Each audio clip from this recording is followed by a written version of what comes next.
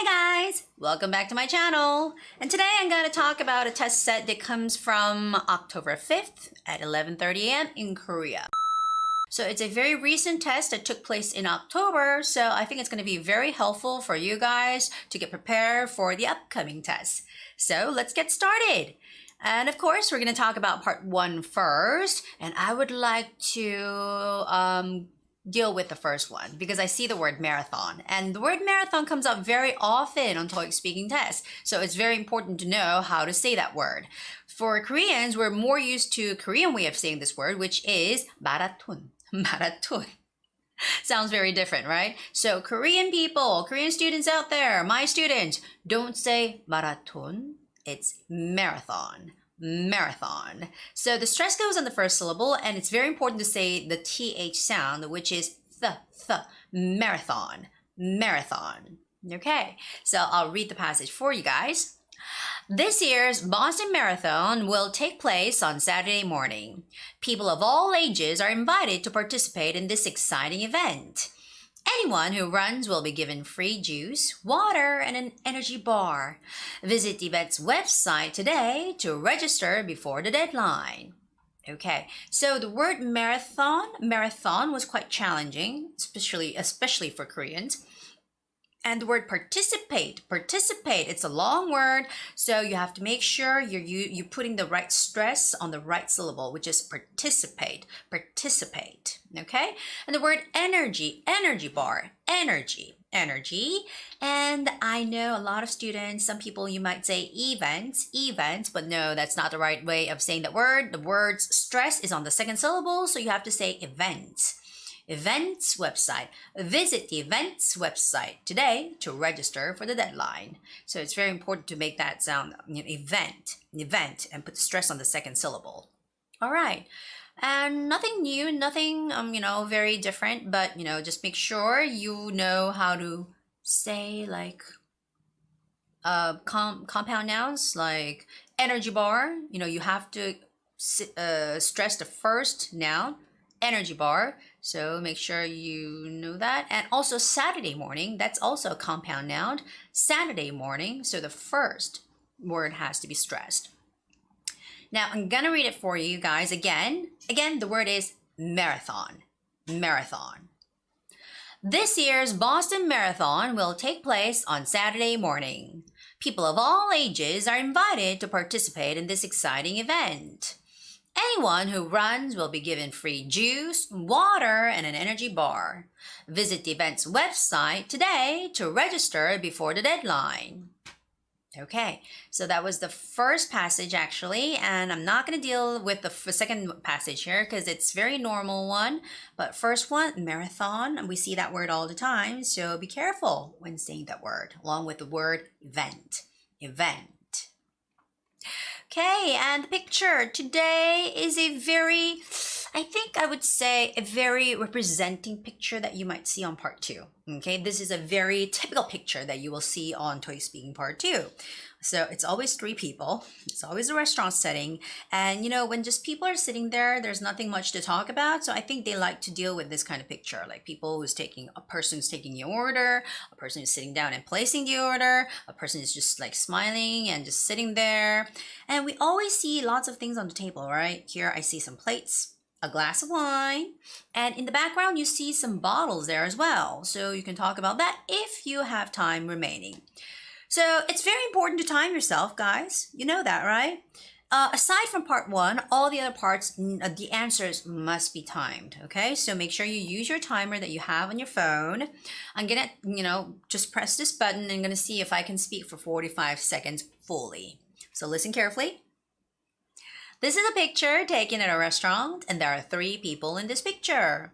On the left side of the picture, there's a woman. She has brown hair. She's wearing an apron. She is standing up and taking an order. In the middle of the picture, I can see a man. He has brown hair. He has a mustache and a beard. He's wearing a white shirt. He's holding a menu board and placing the order. He's smiling. On the right side of the picture, there's a woman. She has brown hair. She's wearing a light blue shirt and a watch. She's making a gesture and looking at the waitress. In front of the customers are lots of things. on the table, such as plates, glasses, and so on. Maybe people are having a good time. Okay, so notice how I said there are many things. There are many things. This is a very useful expression to use for part 2 because when it comes to part 2, it's very important to give as many details as possible. You talk about something in detail, you earn the score, okay?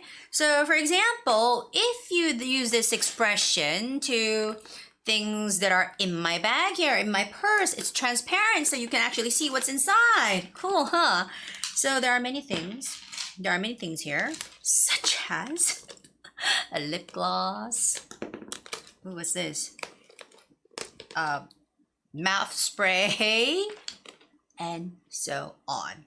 Okay, so you just mentioned 2 things. You don't have to mention any more, and just say and so on. Then it can include everything there. Okay, so for this picture, there were so many things on the table, so all you had to do was just mention some plates, some glasses, and so on. And you're actually telling them there are so many things there, okay? And also, let me give you an example of this, like, little pencil pen case here on my desk. There are so many things here, okay? My students come and just leave the pens. They just donate them. So there are many things. There are many things, such as erasers. You see some erasers there. Some highlighters. There are many here. And so on. Okay? I'm just going to mention 2, and that's it. So that's how you use this expression. You can say there are many things, such as, or you can say I can see many things, such as A, B, and so on. It's going to be very helpful and useful for you to give more details for part 2 pictures. Use it. Okay, we're going to move on to part 3, and this time we're going to talk about parks. Parks, a very common topic. They talk about parks all the time. So I always tell my students, when you're talking about parks, not only talk about things there at the park, they can talk about the activities that you do there, like when you went there, when do you usually go there, all things related to parks, and always the name of the park has to be the Rainbow Park.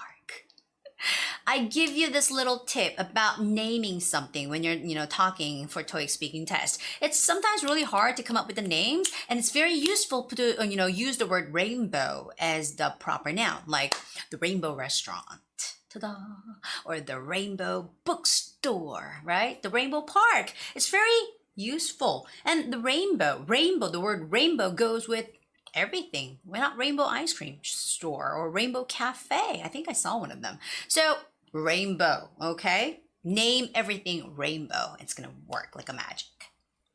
Now, the first question, how often do you go to a park? How are parks in your neighborhood? Very normal one. Here. Well, I go to a park once or twice a week, and actually there are many parks in my neighborhood. And one of them is called the Rainbow Park. I go there often because it's very close. It's very big and nice, so I really like to go there. So I time myself, 15 seconds, okay? You don't have to talk as much as I do, just like, some take into your consideration on using some of the expressions or the whole sentence there, and just make it into your own version of the answer. Okay. Now, I'm going to go on to the second question. Do you go to a park more often compared to 5 years ago? Okay. Well, yes, I go to a park more often than in the past because nowadays my hobby is riding a bicycle. So I go to a park more often and enjoy riding a bicycle. Well, sometimes I ride alone, but sometimes I ride a bicycle with my friends. It's fun. Okay, so that was quite fast. So I was able to fit in about like 6 to 7 sentences, I think, and that's a lot for 15 seconds. So for starters, like for beginners, I think you could say maybe 3 sentences. Try to say 3, okay? And that could be good enough. Now, the last question, would you prefer to use a bicycle trail or a walking trail in a park? You know what? In fact, this morning I was riding a bicycle before coming to work, and I did use a bicycle trail. So, actually, it depends on the situation. If I want to ride a bicycle, I prefer to use a bicycle trail because it's safer. But if I want to walk, I prefer to use a walking trail. because it's safer too. And actually, yesterday I had some time, so I went to a park, but I didn't take my bicycle. I just went for a walk. So I used a walking trail. There were so many bicycles, so it was very dangerous, but it was safer to walk on the walking trail. So I think it's very helpful. Okay, so I spoke for a little over 30 seconds. If you speak a little longer than the time given, your answer is going to get cut off, and you can check that at the end of the test. They give you 11 buttons, and when you play the buttons, you can listen to the recorded answer of your own. And you may notice that once the time, there's the pop-up thingy coming up on the screen, your answer just gets cut off. So even if you speak more, it's not going to get recorded. But, since I've given enough information during the 30 seconds of my answer, even if it's been cut off for 2 seconds, it's not going to have any bad influence on my score. That's what I can tell you. Okay, so it's important within the 15 seconds or 30 seconds time, you give enough information which is relevant to the questions. Okay, or questions. Sometimes they ask you, 2 questions. Okay. So I always tell you guys, you have to know what to talk about, in terms of parks or any kind of park activities. It's really, really essential when you're preparing for TOEIC speaking test. Okay? And remember, the park's name always gotta be the Rainbow Park. Now, moving on to part 4. Yes, we're going to look at a chart. It says Seminar on Education. Oh, I would like to go to one of these. It's going to be held on July 1st and on July 2nd, both Saturday and Sunday. And both days will start at 11. Both days will end at 3. And you know what? On the bottom, I think that's the most important information there. Registration fee, $50 per day, and lunch is included every day. I don't know why, but ETSO is so sensitive about lunch. They like to ask about lunch all the time. So, well, hopefully it's on the test or it's given as a test question. Let's see. Now, how much does it cost to participate in both days? According to the schedule, it'll cost $50 per day. So it'll cost $100 for both days. So please remember that if you want to register for the event. Okay, so it'll cost $50 per day, right? Per day means 1 day. So it'll cost $100 for both days. Notice when I said when I was talking about only 1 day, I said per day. But when I was talking about, both days, I said for both days or for 2 days. Okay, so when it comes to using the word PER, per, it stands for number 1. So you don't have to say per a day. Per is already giving you the information of 1. Okay, so it'll cost $50 per day and it'll cost $100 for both days. Now, does the registration fee include lunch? I told you guys they're gonna ask you about lunch. Of course, lunch is included every day in the fee, so don't worry about it. We'll give you lunch every day. It's free. It's included in the registration fee. So please remember that. And notice how I use the word included in the registration fee. Include, the verb include goes with the preposition in, okay? So it's included in the registration fee. It's got to be used with the word in. And the last question, which lectures will be led by Chris Brown? Chris Brown's going to give a lecture. All right, so let me see there. Oh, yeah, there are 2. On Saturday, July 1st from 11 to 12 p.m., there will be a lecture on online classes given by Chris Brown. And on the second day, at 11 a.m., Chris Brown will give a lecture on teaching adults. So you can see Chris Brown on both events, during both events. So please remember that if you like Chris Brown. Okay. So here's my tip. Okay, first of all, you want to first use Chris Brown, the name, as a subject, which means Chris Brown will give a lecture on blah, blah, blah. But sometimes you would like to use different kinds of sentence structure. So I also use a sentence saying, there will be a lecture on online classes given by Chris Brown. It's better to show that you know how to work with different kinds of sentence structures. So that if you know, aiming for a level 7 or maybe level 8, it's better to show different forms, okay?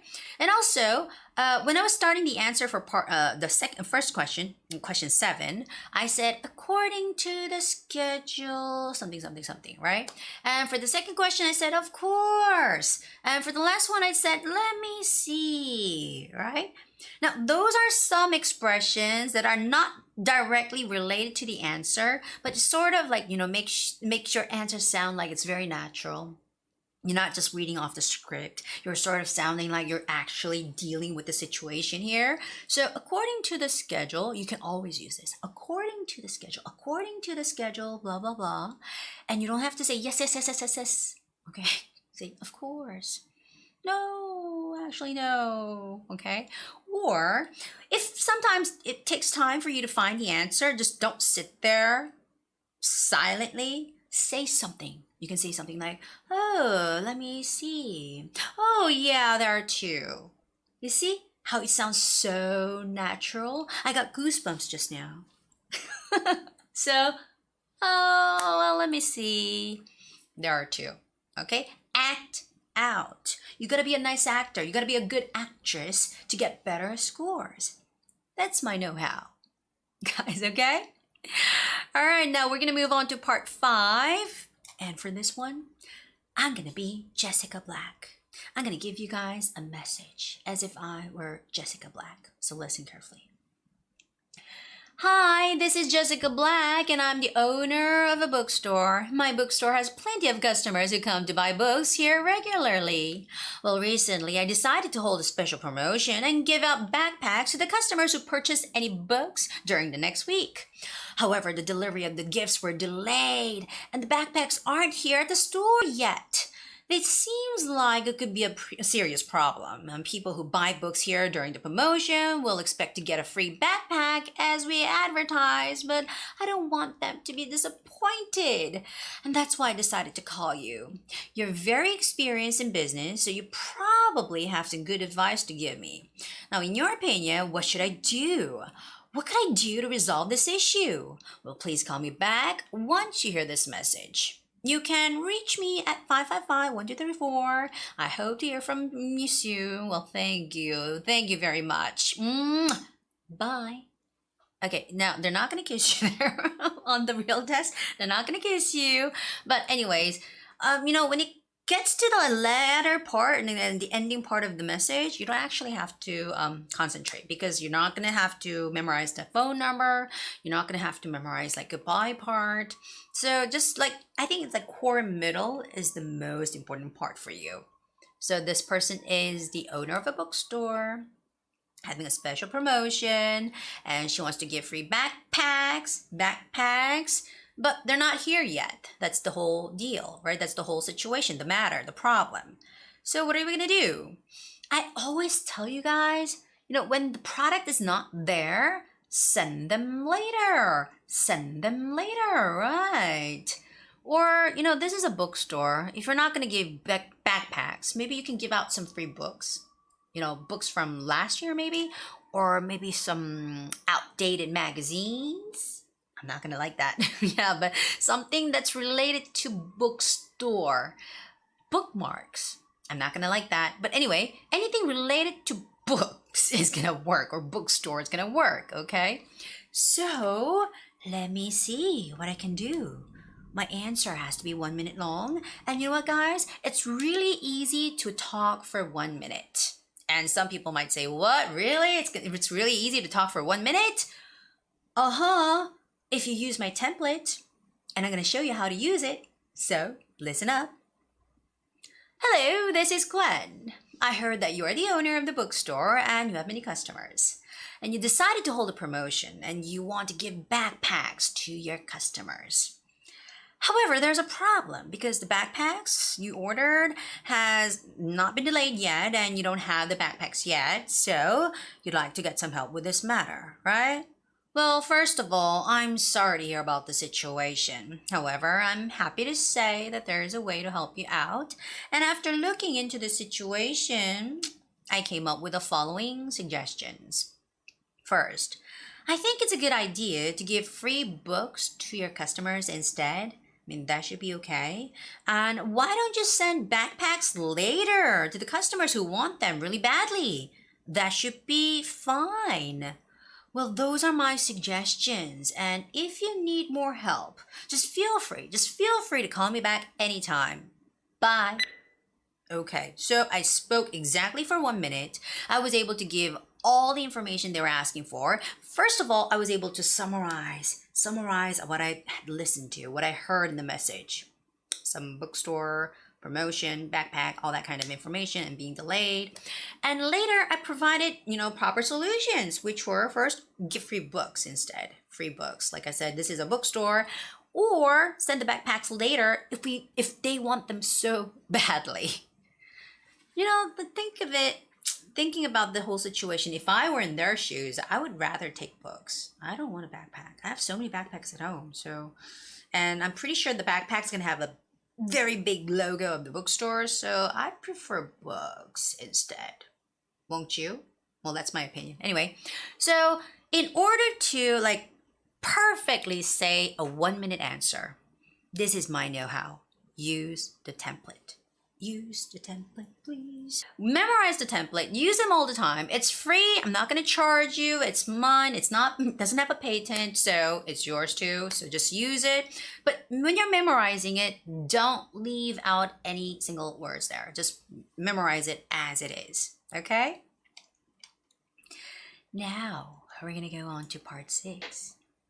It's the last question of the day. I got so excited today doing this show. I don't know why. I had so many recordings today. I'm sort of getting crazy right now.